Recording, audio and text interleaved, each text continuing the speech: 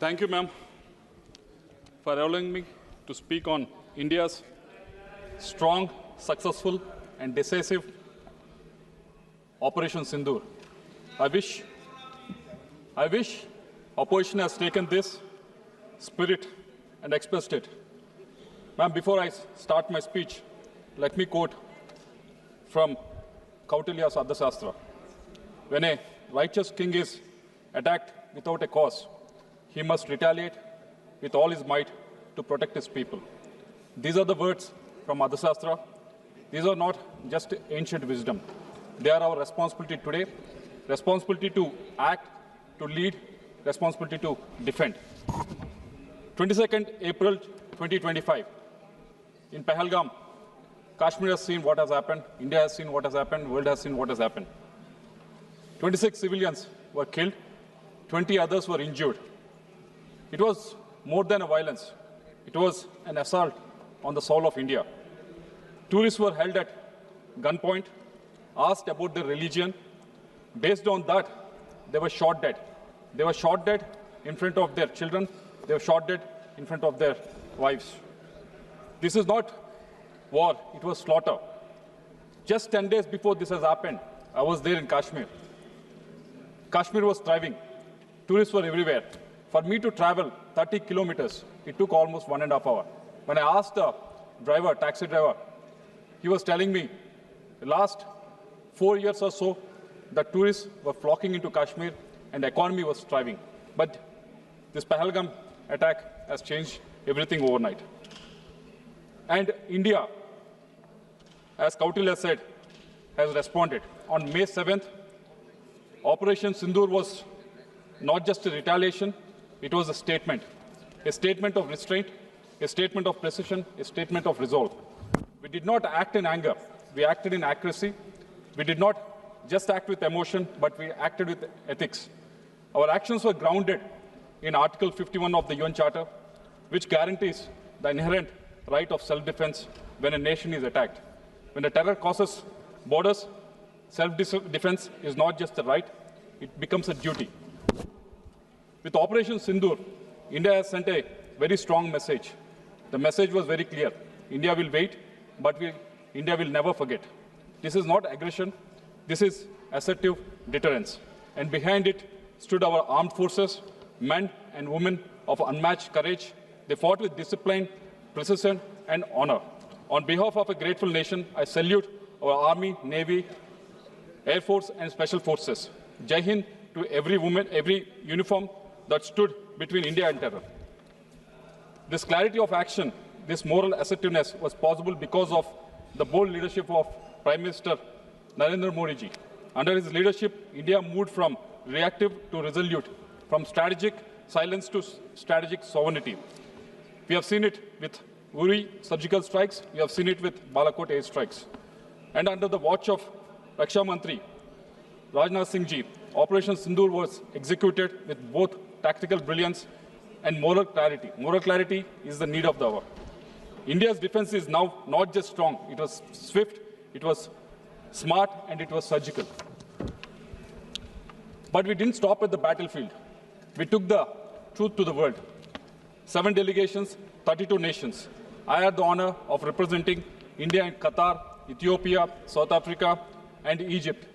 It was led by honorable member from the opposition side, Supriya Sule. The members in this delegation came from all political parties, but when we were overseas in this delegation, we were all talking in one voice.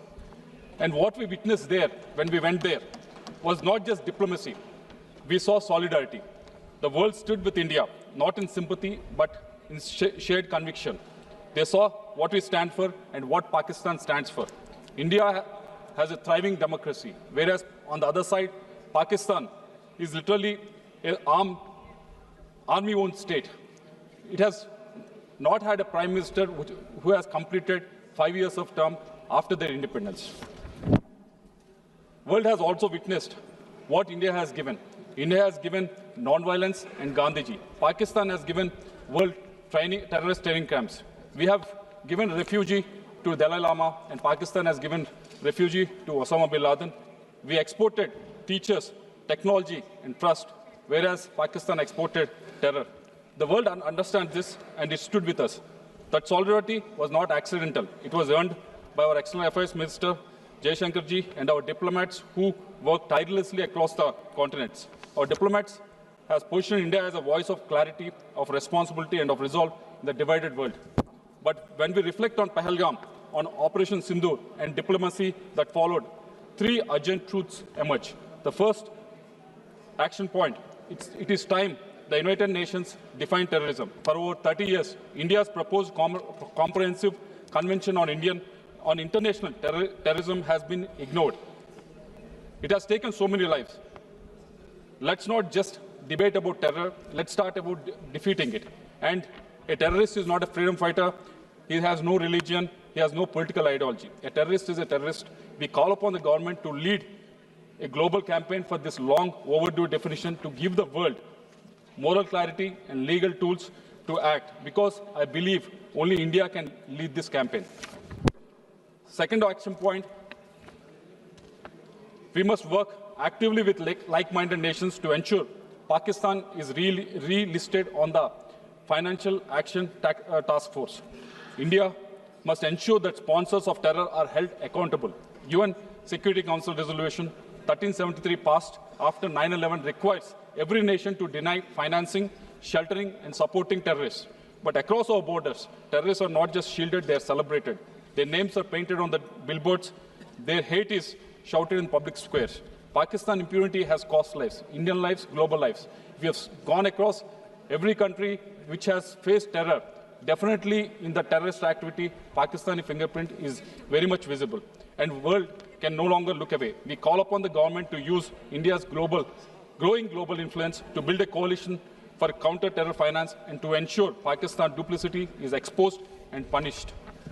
And third action point, sovereignty is no longer just about land. It's not just about geography. It doesn't stop at the border. It flows through every policy, every innovation, every bite.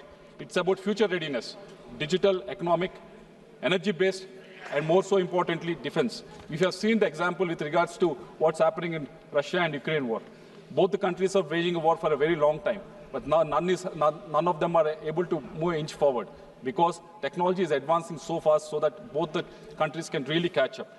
Yes, India has been the largest importer of defense in the world in 2014, but that has changed in the last 10 years. Now 60% of weapons and equipment are Indianized and domestically manufactured. But it's high time India creates a DARPA-style innovation agency, agile, autonomous, and outcome-driven, to lead breakthroughs in defense tech mainly. Because in this era, technology is the new territory. If we don't climb it, someone else will. A sovereignty must be designed, coded, and manufactured in India.